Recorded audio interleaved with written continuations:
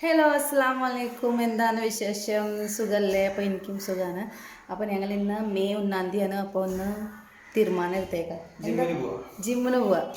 അപ്പോൾ ഞങ്ങൾ ഞാൻ നന്നായി തടി വെച്ചേക്കാം. അപ്പോൾ എപ്പോഴും എന്നോട് പറയും ഭക്ഷണം ഒന്ന് കുറയ്ക്കേ, കൺട്രോൾ ചെയ്യാനൊക്കെ പറയും.